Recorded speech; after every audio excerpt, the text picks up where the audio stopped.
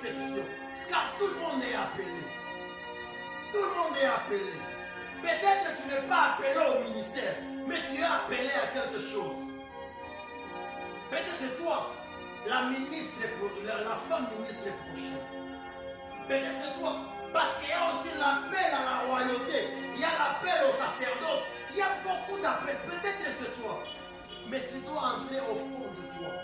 Écoutez, aussi longtemps que tu vas même prier et que tu ne connais pas qui tu es, connaître ton appel, c'est connaître ton identité. Les jours où j'ai compris que je suis un homme de Dieu, j'ai arrêté de marcher comme tout le monde et de parler comme tout le monde.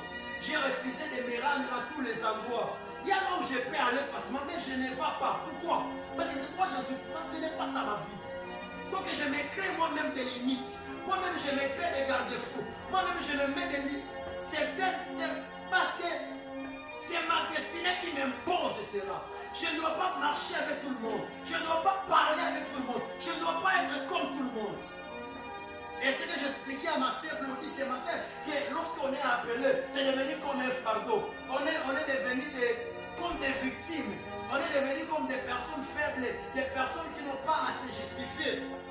Les gens qui nous font du mal, mais on garde le silence. C'est ça la vie des serviteurs de Dieu. C'est ça lorsqu'on est appelé. On nous met les doigts dans l'œil, on ne dit rien. C'est ça. Jésus avait la capacité de se justifier. Il a dit, Pierre lorsqu'il a coupé les oreilles, Jésus lui a dit, je pourrais ordonner à Dieu de m'envoyer des anges pour parler pour moi, mais il n'a pas fait. Parce que c'est ça être serviteur. Un serviteur, une servante est caractérisée par l'humilité. C'est quelqu'un qui marche selon les empreintes de son père, de son maître. Tu ne marches pas comme tout le monde. Tu ne parles pas comme tout le monde. Tu ne postes pas toutes choses. Tu ne fais pas toutes les choses.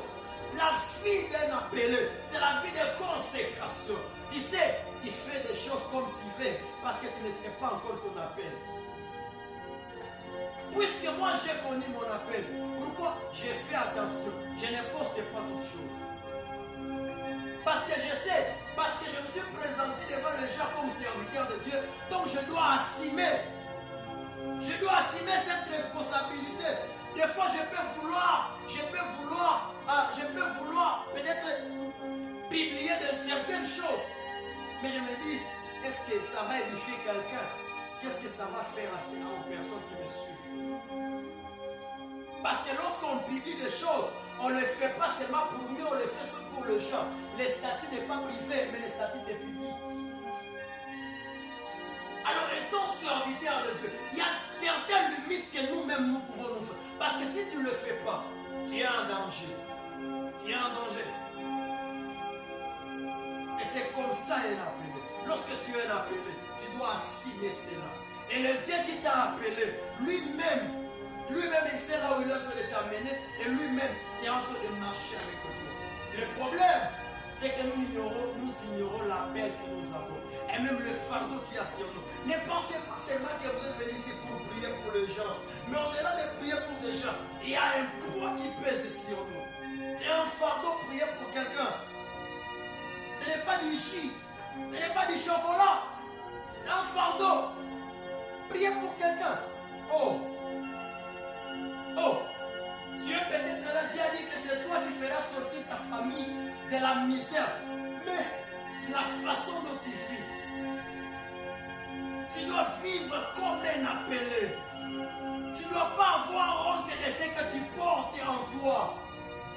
Tu sais, je dis ceci que vivre son appel, c'est assumer. Mais toi, tu as honte de prier étant chez toi. Tu as honte de prier en langue quand tu es avec tes proches. Tu as honte de montrer que tu es chrétien. Tu n'as pas encore assumé ta responsabilité. Et tu n'as pas encore compris quel est ton appel. Mais nous, ça nous a imposé. Donc c'est comme quelque chose qui nous a imposé. On ne sait pas comment les cacher. Il est arrivé un moment où on dit ta voix, tu es comme un pasteur. Donc je n'ai même pas dit à quelqu'un, mais dis toi tu es un pasteur. Oh, ça commence même à se refléter. Mais toi tu as encore honte. Toi tu ne sais, tu caches. Tu caches. Parce que tu n'as pas encore compris ton appel. Écoutez, je vais vraiment scandaliser quelqu'un. Si tu ne connais pas encore ton appel, vraiment ne venez